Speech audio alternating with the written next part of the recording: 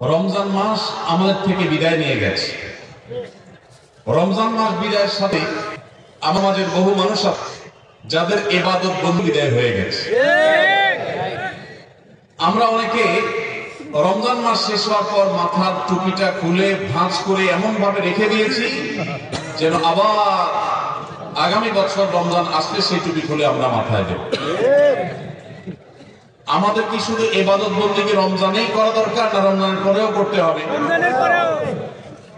কতদিন পর্যন্ত আমাদের ইবাদত বন্দেগী নেকামল চলা উচিত এ সম্পর্কে কোরআনে কারিমে আল্লাহ রাব্বুল আলামিন বলেন, ওয়া'বুদ রাব্বাকা হাত্তা ইয়াতিয়াকাল ইয়াকিন। তুমি তোমার রবের ইবাদত করতে থাকো। কতদিন? ঈদুল ফিতরের চাঁদ দেখার আগ পর্যন্ত। কি বলেন? ঈদুল ফিতরের চাঁদ ওঠার আগ পর্যন্ত ইবাদত করো। এরকম কিছু? আল্লাহ বলেছেন, ওয়া'বুদ রাব্বাকা হাত্তা ইয়াতিয়াকাল ইয়াকিন। তোমার মৃত্যু আসার আগ পর্যন্ত তোমার রবের ইবাদত তুমি কন্টিনিউ করতে থাকো, নিয়মিত করতে থাকো, ইবাদতের ধারাকে অব্যাহত রাখো। ইবাদত থামাবে না মৃত্যু আসার আগ পর্যন্ত। ইবাদত কতদিন চলবে? মৃত্যু আসার আগ পর্যন্ত। আমরা যারা রমজানের মৌসুমী মুসল্লি হয়েছি, রমজানের পরে আর মসজিদের দিকে আমাদেরকে আসতে দেখা যায় না। আমরা যারা রমজানের দান সাদাকা করেছি, রমজানের পরে আর আমাদের দান সাদাকা করতে দেখা যায় না। আমরা যারা রমজানে কোরআন তেলাওয়াত করেছি, তারাবির নামাজে কোরআন শ্রবণ করেছি, শুনেছি, রমজান চলে যাওয়ার পরে কোরআন আর ছুঁয়ে দেখা, স্পর্শ করার তৌফিক সুযোগ আমাদের যাদের হয় না,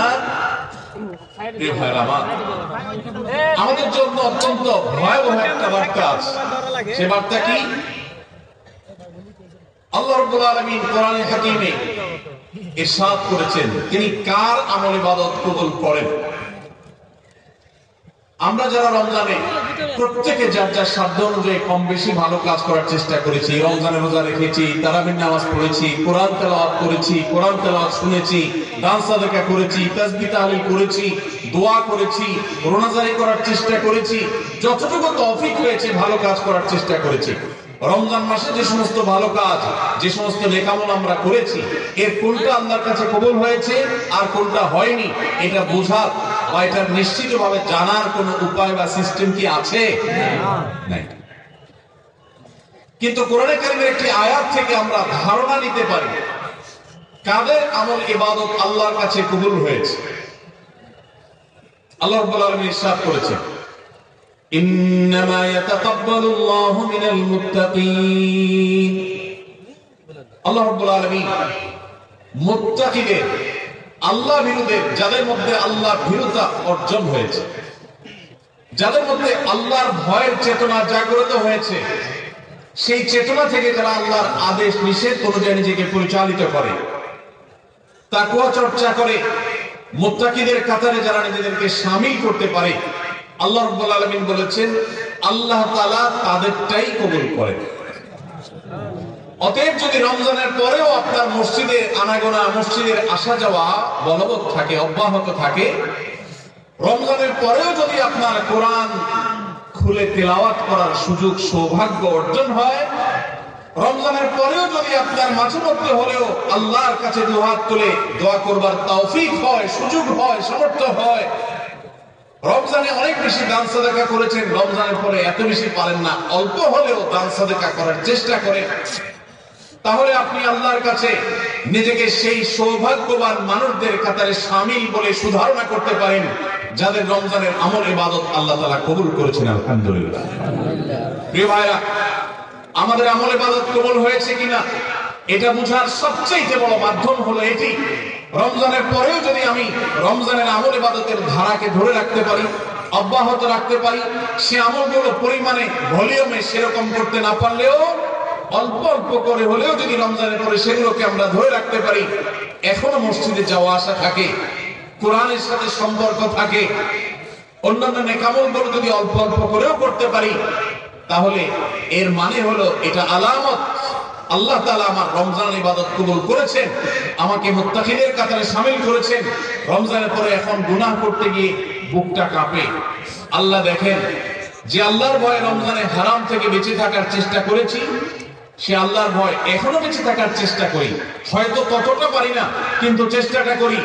এটুকু যদি করতে পারি তাহলে এটা একটা আলামত, এটা একটা ইন্ডিকেটর যে আল্লাহ তাআলা আমাদের রমজানের আমল ইবাদত কবুল করেছেন। আল্লাহ আমাদের সবাইকে সেরকম সৌভাগ্যবান মানুষের কাতারে শামিল হওয়ার তৌফিক দান করুন। আমিন। সম্মানিত ভাইরা, নবী করিম সাল্লাল্লাহু আলাইহি সাল্লাম বলেছেন, আহাব্বুল আমাল ইলাল্লাহি আদওয়ামুহা ওয়া ইন কাল। আল্লাহর কাছে সবচেয়ে প্রিয় আমল, আল্লাহর কাছে সবচেয়ে পছন্দনীয় কাজ, সবচেয়ে আল্লাহর ভালোবাসার কাজ বান্দার, সেই কাজ, যেই ভালো কাজ, যেই ইবাদত, যে আমল বান্দা নিয়মিত করে, পরিমাণে সেটা অল্প হলেও হোক, পরিমাণে অল্প কিন্তু করে নিয়মিত, আল্লাহর কাছে আমলটা বেশি প্রিয় সেই আমলের তুলনায় যে আমল একসাথে অনেক করা হয় কিন্তু পরে আর করার কোনো খবর নেই। কেউ রমজানে কোরআনে কারীম 2 খতম দিয়েছে, মাশাআল্লাহ, কেউ 3 খতম দিয়েছে, কিন্তু রমজানের পরে কোরআনে কারীম 3 খতম, 2 খতম, 1 খতম দেয়া তো দূরের কথা, পরবর্তী রমজান পর্যন্ত আর কোরআনটা ছুঁয়ে দেখা হয় না, খুলে পড়া হয় না, তেলাওয়াত করা হয় না, 1 পৃষ্ঠা পড়ার সুযোগ হয় না। তাহলে এই 3 খতম 2 খতমের চাইতে রমজানে কেউ যদি 1 খতম কোরআন দেন, অথবা তার চেয়ে কমও কোরআন তেলাওয়াত করেন, কিন্তু রমজানের পরে সেই কোরআন দিনে হয়তো 2-5 পারা করতে পারেন না, কিন্তু 1 পৃষ্ঠা হইলেও পড়েন, 2 পৃষ্ঠা হইলেও পড়েন, তার দৈনন্দিন রুটিনের মধ্যে কোরআন তেলাওয়াত থাকেই থাকে। আল্লাহর কাছে ওই 3 খতম দেওয়া কোরআন তেলাওয়াতকারীর চাইতে মাত্র 10 পারা কোরআন তেলাওয়াত করেছেন যিনি রমজানে, কিন্তু রমজানের পরেও সেটাকে ধরে রেখেছেন, পরিমাণে অল্প হলেও আল্লাহর কাছে এই দ্বিতীয় ব্যক্তি অনেক বেশি শ্রেয় এবং প্রিয়। সুবহানাল্লাহ। রমজানে আপনি অনেক দান দক্ষিণা করলেন, রমজানের পরে আর খবর নেই, আল্লাহর কাছে এটার চাইতে বেশি প্রিয় রমজানে তৌফিক অনুযায়ী দান সাদাকা করেছেন, রমজানের পরেও আপনি দান সাদাকা অল্প অল্প হলেও ধরে রাখার চেষ্টা করেছেন। আল্লাহ আমাদের সবাইকে রমজানে যে সমস্ত নেক আমলগুলো আমরা করতে পেরেছি, রমজান শেষ হওয়ার সাথে সাথে সেগুলো বন্ধ না করে বরং সেই আমলের ধারাবাহিকতাকে আল্লাহ আমাদেরকে ধরে রাখার তৌফিক দান করুন। ভাইরা আমার, আমরা কি রমজান মাসকে পুজো করেছি নাকি আল্লাহর ইবাদত করেছি? ইবাদত কি আল্লাহকে করেছেন না রমজান মাসকে করেছেন? আল্লাহকে করেছেন। যদি রমজান মাসকে কেউ ইবাদত করে, রমজান মাসকে যদি কেউ পুজো করে, তাহলে তার এখন আর ইবাদত করার দরকার নাই, কারণ রমজান শেষ হয়ে গেছে। আর যদি কেউ ইবাদত করে আল্লাহকে, তাহলে যে আল্লাহ রমজানে ইবাদতের নির্দেশ দিয়েছেন, সে আল্লাহর নির্দেশ রমজানের পরও ইবাদতের জন্য আছে না নাই? আছে। আল্লাহ বলেছেন, ওয়াবুদ রাব্বাকা হাত্তা ইয়াতিয়াকাল ইয়াকিন। তোমার রবের ইবাদত শুধু রমজানে নয়, রমজান ইবাদতের মৌসুম হিসেবে ইবাদত বেশি হতে পারে, কিন্তু রমজানের ইবাদতের ধারা মৃত্যু আসার আগ পর্যন্ত তোমাকে ধরে রাখতে হবে, তবেই আল্লাহর কাছে সাকসেস হওয়া যাবে, তবেই আল্লাহর কাছে সফল হওয়া যাবে, সার্থক হওয়া যাবে। আমাদের এই জীবন সাধনা, আমাদের তাকওয়ার সাধনা, আমাদের সিয়াম সাধনা, আমাদের রমজানের ইবাদত বন্দেগী আল্লাহর কাছে কবুল হবে। আল্লাহ আমাদের সবাইকে রমজানের আমলগুলোকে রমজানের পরেও পরিমাণে অল্প অল্প হলেও ধরে রাখার তৌফিক দান করুন। সবাই চেষ্টা করবো তো ইনশাআল্লাহ। প্রিয় ভাইরা আমার, রমজানের যদি অন্য কোনো কিছু আপনি রমজান পরবর্তী সময় ধরে রাখতে নাও পারেন, আমি 4টি বিষয়ের কথা বলবো, যেগুলো রমজানে হয়তো কম বেশি আপনি করেছেন আল্লাহর তৌফিকে। সেই 4টি আমলকে আপনি যদি রমজানের পরেও ধরে রাখতে পারেন, আমি আল্লাহর কাছে বিশ্বাস করি, আল্লাহর কাছে আমার সুধারণা যে আল্লাহ তাআলা আপনার রমজানকে সাকসেস করেছে, আল্লাহ আপনার রমজানকে কবুল করেছে, কারণ আপনাকে আল্লাহ আবারও ইবাদতের তৌফিক দিয়েছেন। আর সেই 4টি কাজের প্রথম কাজ হলো, আমরা অনেকেই আলহামদুলিল্লাহ সারা বছর নামাজ নিয়ে অবহেলা কম বেশি করলেও রমজান মাসের সম্মানে, তাকওয়ার মাস হিসাবে, কোরআন নাযিলের মাস হিসাবে, শ্রেষ্ঠ মাস হিসাবে, ইবাদতের মৌসুম হিসাবে রমজানে অনেকেই পুরুষরা 5 ওয়াক্ত নামাজ মসজিদে গিয়ে পড়ার চেষ্টাটা করেছে। মা বোনরা ওয়াক্ত হওয়ার পর দেরি না করে তারা নিজ নিজ অবস্থান নামাজটা আদায় করার চেষ্টা করেছে। রমজানের পরে এই 5 ওয়াক্ত নামাজ যেটা রমজান মাসে আপনি সঠিকভাবে করেছেন, এই নামাজটা যদি আপনি ধরে রাখেন, 5 ওয়াক্ত নামাজ কি শুধু রমজানের ইবাদত না রমজানের পরের ইবাদত? কি বলেন? 5 ওয়াক্ত নামাজ কি শুধু রমজানের ইবাদত? রমজানের পরেও ইবাদত পালনীয়। অতএব 5 ওয়াক্ত নামাজ যদি আপনি রমজানের পর ধরে রাখতে পারেন, আপনার জান জীবন যেতে পারে, অনেক লস হয়ে যেতে পারে, কিন্তু ওয়াক্ত চলে যাবে আর আপনি নামাজ না। ইমানদারের দ্বারা এটা কল্পনাও করা যায় না, কোন মুসলমানের জন্য এটা কল্পনা করা যায় না যে তিনি নামাজের ওয়াক্ত চলে যাবেন আর অবলীলায় তিনি অন্য কোনো কাজে ব্যস্ত থাকবেন, অসম্ভব। এর সাথে ইমানের সাংঘর্ষিকতা এই লেভেলের যে ওমর ইবনে খাত্তাব রাদিয়াল্লাহু আনহু বলেছেন, লা হাজ্জা ফিল ইসলাম লিমান তারাকাস সালাহ। যে ব্যক্তি ইচ্ছাকৃতভাবে নামাজ ছেড়ে দেয়, নামাজ ত্যাগ করে, অন্য কাজে মগ্ন থাকে, ওয়াক্ত চলে যায়, ইসলামে তার কোনো হিস্সা নাই, কোনো অংশ নাই, কোনো ভাগ নাই, সে নিজেকে মুসলিম দাবি করবার কোনো নৈতিক অধিকার নাই যে নামাজ ইচ্ছাকৃত পড়ে না, ত্যাগ করে। রমজান মাসে 5 ওয়াক্ত নামাজটা যদি আপনি সারা বছর ধরতে পারেন, এটাকে যদি আঁকড়ে ধরতে পারেন এবং ধরে রাখতে পারেন, তাহলে আপনি একটি আমলে সাকসেস। নাম্বার 2, রমজান মাসে আমরা অনেকেই আল্লাহর দেয়া তৌফিকে গুনাহ এবং পাপাচারের কাছ থেকে বেঁচে থাকার চেষ্টা করেছি। চোখের জিনা, কানের গুনাহ, হাত দ্বারা কৃত অপরাধ, নানাবিধ অপরাধ থেকে আমরা বেঁচে থাকার চেষ্টা করেছি। আল্লাহ তৌফিক দিয়েছেন। কেন? কারণ রমজান মাস তাকওয়ার মাস, গুনাহ ছাড়ার মাস, সেজন্য আমরা গুনাহ ছাড়ার চেষ্টা করেছি। এই যে রমজান মাসে আমরা পাপাচারের কাজ বর্জন করে থাকার চেষ্টা করেছি, রমজানের পরেও যদি এই চেষ্টাটাকে অব্যাহত রাখতে পারি, এটা যদি আমরা ধরে রাখতে পারি, ইনশাআল্লাহ আমার রমজান সাধনা সার্থক হয়েছে, আমার রমজান ইবাদত কবুল হয়েছে আল্লাহর কাছে। এটা বোঝার সবচেয়ে বড় আলামত হলো রমজানের পরেও আপনি আমল ইবাদতের পাশাপাশি গুনাহগুলো থেকে বেঁচে থাকার চেষ্টা করছেন। আপনি কোনো পাপের কাজ করতে যাচ্ছেন, মোবাইলে কোনো হারাম ভিডিও দেখতে যাচ্ছেন, হারাম কোনো বিষয় আপনি লিপ্ত হতে যাচ্ছেন, সাথে সাথে আপনার যদি আল্লাহর কথা স্মরণ হয় আর আপনি ওই হারাম থেকে নিজেকে বাঁচিয়ে রাখতে পারেন, তাহলে আপনার রমজান সাধনা সার্থক। আপনি আর কিছু না পারেন, রমজানের এই দুটি কাজ, প্রথমত 5 ওয়াক্ত নামাজ, দ্বিতীয়ত হলো যে কোনো পাপাচার থেকে বেঁচে থাকা, এই দুটা যদি করতে পারেন তাহলে অনেকাংশেই আপনার রমজান সফল এবং সার্থক ইনশাআল্লাহ। প্রিয় ভাইরা আমার, আল্লাহ যেখানে বলেই দিয়েছেন ইন্নামা ইয়াতাকাব্বালুল্লাহু মিনাল মুত্তাকিন, আল্লাহ শুধু মুত্তাকিদেরটাই কবুল করে। মুত্তাকি না হয়ে আল্লাহর কাছে কিছু উপস্থাপন করলে, পেশ করলে, দান দক্ষিণা করলে, কুরবানি করলে, নেক আমল করলে আল্লাহ সেটা কবুল করেন না, মুত্তাকিদেরটাই কবুল করেন। অতএব আপনি মুত্তাকি কিনা তার পরিচয় হবে, তার প্রমাণ হবে আপনি পাপাচার থেকে বাঁচার জন্য সংগ্রাম করছেন কিনা। আপনি যদি গুনাহ থেকে বাঁচার জন্য সংগ্রাম করেন, চেষ্টা করেন, সাধনা করেন, পরিশ্রম করেন, নিয়ত করেন, ইচ্ছা করেন এবং এর জন্য আপনি পদক্ষেপ গ্রহণ করেন, তাহলে তার মানে হলো আপনি মুত্তাকি। যত বেশি গুনাহ থেকে বাঁচার চেষ্টা করতে পেরেছেন তত বড় মাপের মুত্তাকি, আর যত বড় মাপের মুত্তাকি রমজানের ইবাদত তত বেশি আল্লাহর কাছে কবুল হয়েছে, সেই ধারণা আল্লাহর কাছে আমরা পোষণ করতে পারি ইনশাআল্লাহ। প্রিয় ভাইরা আমার, একজন সাহাবী নবী করিম সাল্লাল্লাহু আলাইহি সাল্লামকে জিজ্ঞাসা করেছেন, হে আল্লাহর রাসূল, কিভাবে আমি সবচেয়ে বড় ইবাদত গুজার হব, সবচেয়ে বড় আমলকারী কিভাবে হতে পারি? আমাদের কাছে বহু মানুষ কাগজ লিখে পাঠান, চিরকুট লিখে দেন যে হুজুর কোন আমলটা করলে বেশি সওয়াব হবে, আল্লাহ বেশি সন্তুষ্ট হবে, আল্লাহর ইবাদত বেশি হবে, কোন আমলটা করব? প্রিয় ভাইরা আমার, নবী করিম সাল্লাল্লাহু আলাইহি সাল্লাম বলেছেন, ইত্তাকিল মাহারিমা তাকুন আবাদান নাস।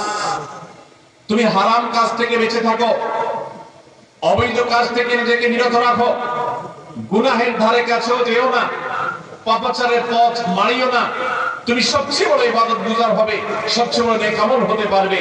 অনেক বেশি নফল রোজা রাখে, অনেক বেশি দোয়া দুরূদ পড়ে, অনেক বেশি কোরআন তেলাওয়াত করে, অনেক বেশি নফল দান সাদাকা করে, অনেক বেশি নফল কাজ করে, এই লোক আল্লাহর খাতা বড় ইবাদত গুজার নয়।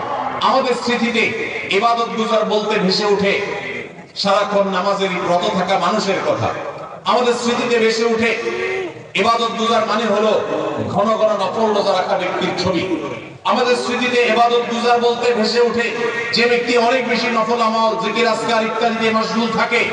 অথচ নবীজি বলছেন ইত্তাকিল মাহারিমা তাকুন আ'বাদান নাস, তুমি হারাম কাজ থেকে বেঁচে থাকো, সবচেয়ে বড় ইবাদতগুজার হতে পারবে, সবচেয়ে বড় নেকামল হতে পারবে যদি তুমি হারাম কাজ থেকে বেঁচে থাকতে পারো।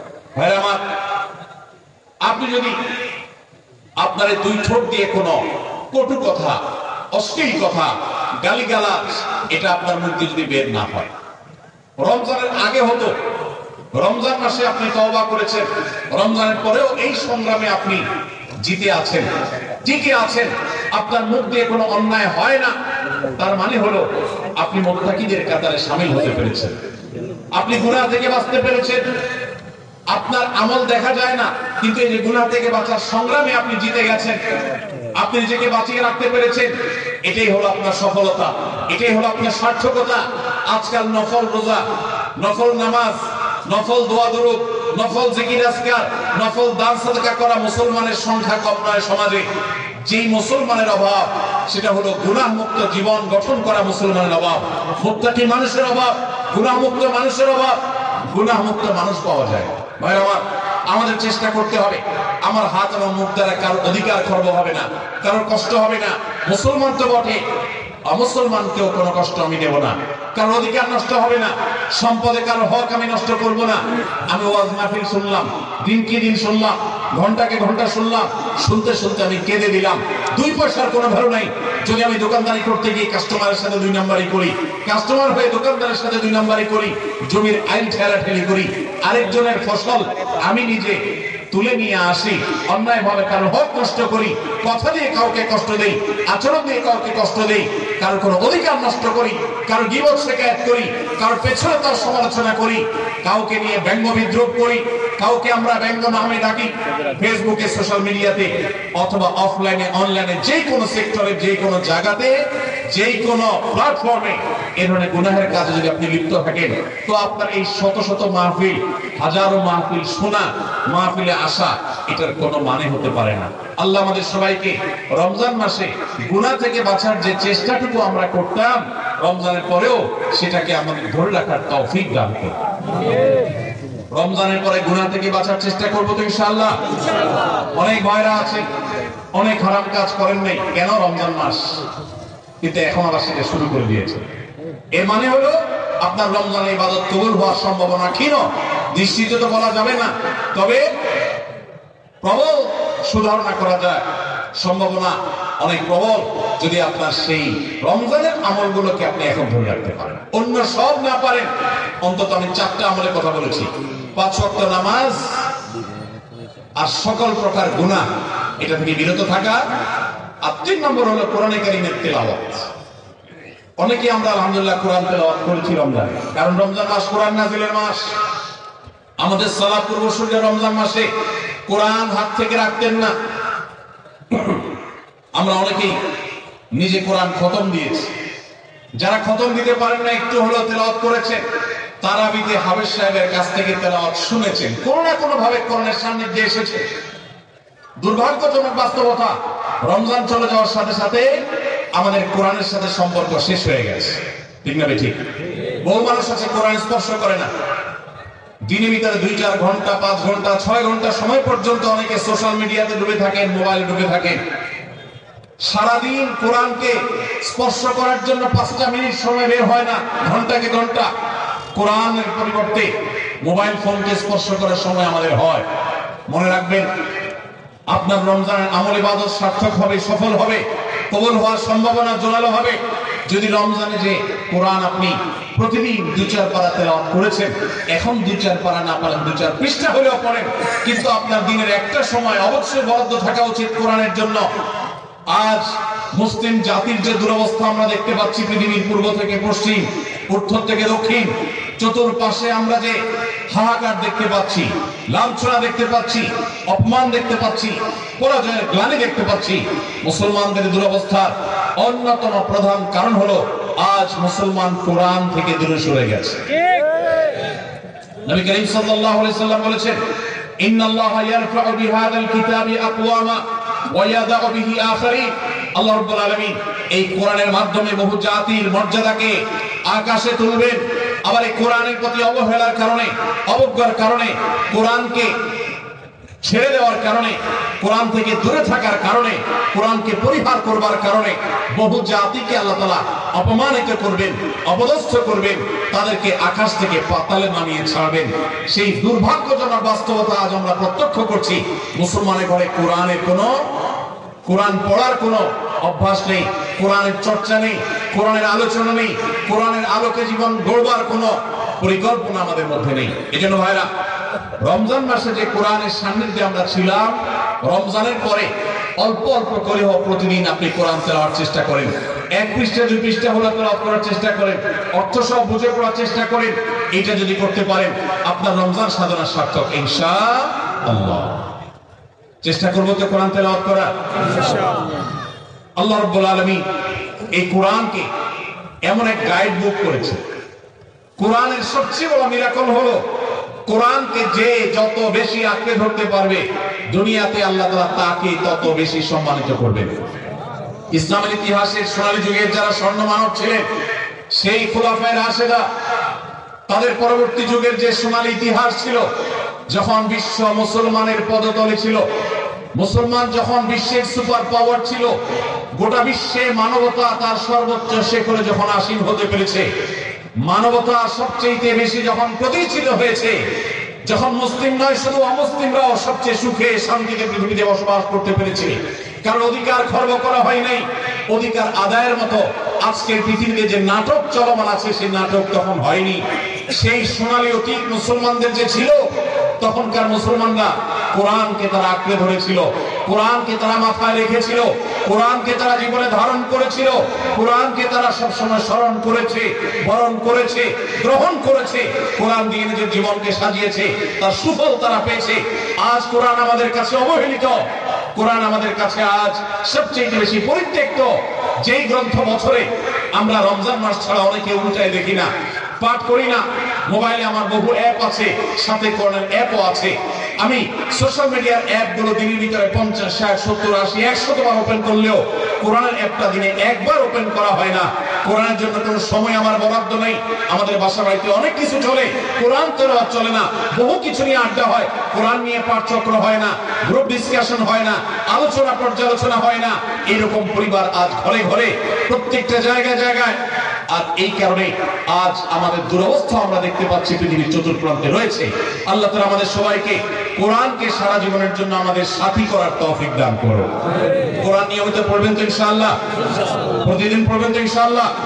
আল্লাহ আমাদের সবাইকে প্রতিদিন কোরআন তেলাওয়াতের তৌফিক দান করুন, কোরআন বুঝে পড়ার তৌফিক দান করুন, কোরআনের আলো থেকে আলো গ্রহণ করবার তৌফিক দান করুন, সমাজ এবং রাষ্ট্রকে কোরআন দিয়ে সাজাবার তৌফিক দান করুন। বলুন আমিন।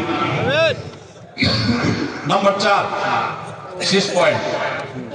রমজান উপলক্ষে আমরা অনেকেই ভোর রাতে সাহরি খেতে উঠে আল্লাহর কাছে কম বেশি দোয়া করার চেষ্টা করেছি, 2-4 রাকাত তাহাজ্জুদের নামাজ পড়ার চেষ্টা করেছি। ঠিক আমি ঠিক? ইফতার সামনে নিয়ে অনেকে দোয়া করেছেন। রমজান মাসে রোজাদারের দোয়া কবুল হয় দিনের বেলা, অনেকে দোয়া করেছে। রমজান শেষ, তাহাজ্জুদ পড়া তো ভোর রাতে উঠে দূরের কথা, অনেকের ফজর নামাজ পড়াটাই কঠিন হয়ে গেছে। ঠিক না ঠিক? আজ রমজানের পরে রমজানের সেই আমলের ধারাবাহিকতা, অর্থাৎ ভোর রাতে তাহাজ্জুদের নামাজ পড়ার যদি কি অভ্যাস ধরে রাখতে পারেন, এটা হবে সবচেয়ে বড় অর্জন। এটা যদি না পারেন, অন্তত ফজরের নামাজ, 5 ওয়াক্ত নামাজ তো পড়বেনই, ফজর নামাজ স্পেশালি জামাত যাতে কোনোভাবে মিস না হয়। আর দিন এবং রাত 24 ঘন্টার কোন একটা সময় আল্লাহর কাছে দুহাত তুলে দোয়া করার অভ্যাস গড়ে তুলবেন, চেষ্টা করবেন তো ইনশাআল্লাহ। কয়েকটা সময়ের দোয়া আল্লাহর কাছে করলে সেটা বিফলে যায় না। এর ভিতরে একটা হলো ভোর রাতের দোয়া, আরেকটা হলো 5 ওয়াক্ত নামাজের পরের দোয়া, আরেকটা দোয়া কবুলের সময় আছে শুক্রবারে। কোন সময় হাদিসে এটা ফিক্স করা হয়নি, তবে হাদিস বিশ্লেষকগণ অনেকেই বলেছেন সেই সময়টা হলো জুমার দিন আসরের পরের সময়। জুমার দিন আসরের পরে সূর্য ডোবার আগ পর্যন্ত আল্লাহর কাছে যদি দোয়ায় মাশগুল থাকেন, বাসা বাড়িতে আছেন, কর্মস্থলে আছেন, রাস্তাঘাটে আছেন, যেখানে যে অবস্থায় আছেন, জুমার দিন শুক্রবার বাদ আসর সূর্য ডোবার আগ পর্যন্ত দোয়া কবুলের মোক্ষম একটা সময়, অসাধ্য সাধন করবার সময়, একেবারে অসম্ভবকে সম্ভব করার সময়, আল্লাহর কাছ থেকে সবকিছু নিজের করার সময়। এই জন্য এই সময়গুলো আমরা মিস করবো না। তো রমজান মাসে দোয়ার অভ্যাসটা যদি রমজানের পরে আপনি ধরে রাখতে পারেন, বাস এনাফ। 5 ওয়াক্ত নামাজ, সকল প্রকার হারাম পাপাচার বর্জন, কোরআনে কারীমের তেলাওয়াত অল্প অল্প করে হলেও প্রতিদিন একটা সময় ফিক্স করে যে এই সময় কোরআন তেলাওয়াত ছাড়া কিছু করবো না। ঘুম থেকে উঠে প্রথম কাজ হবে ওযু করে আমি কোরআন তেলাওয়াত করবো, ফজর নামাজের পরে একটু পড়বো। আর 4 নম্বর হলো দিন এবং রাতের কোন একটা সময় আল্লাহর কাছে দোয়া করার অভ্যাস করবো। অনেক লোক আছি আমরা যে 24 ঘন্টার ভিতরে সপ্তাহে সপ্তাহ, মাসকে মাস চলে যায়। অনেক নিয়মিত নামাজি মানুষ আছে, অনেক দাড়িওয়ালা মানুষ আছে, এমনকি অনেক মাদ্রাসার ছাত্র এমনকি আলেমও আছে। মাসকে মাস চলে যায়, আল্লাহর কাছে হাত তুলে একটু চোখের পানি ফেলে শেষ কবে দোয়া করেছি বলতে পারবো না। এর চাইতে বড় হতভাগা আর কেউ হতে পারে না।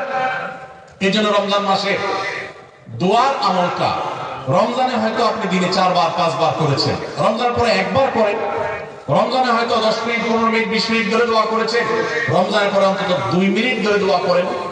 এই 4টা কাজ, 5 ওয়াক্ত নামাজ, সকল পাপাচার বর্জন, কোরআনে কারীমের তিলাওয়াত, আর দিন এবং রাতের কোন একটা সময় আল্লাহর কাছে দোয়ায় মাশগুল হওয়া, এই 4টা কাজ রমজানের। এগুলো যদি আপনি ধরে রাখতে পারেন তো ইনশাআল্লাহ আপনার রমজান সাধনা, আপনার রমজান ইবাদত বন্দেগী আল্লাহর কাছে কবুল হয়েছে। আল্লাহ আপনাকে মুত্তাকি হওয়ার তৌফিক দিয়েছেন, মুত্তাকিদেরটাই আল্লাহ কবুল করেন। অতএব আপনার রমজান ইবাদত এবং সাধনা কবুল হয়েছে, সার্থক হয়েছে, সেই সুধারণা আপনি পোষণ করতে পারেন। সবাই চেষ্টা করবো তো ইনশাআল্লাহ। আল্লাহ আমাদের সবাইকে সেই তৌফিক দান করুন। আমিন। সময় তো ভাইরা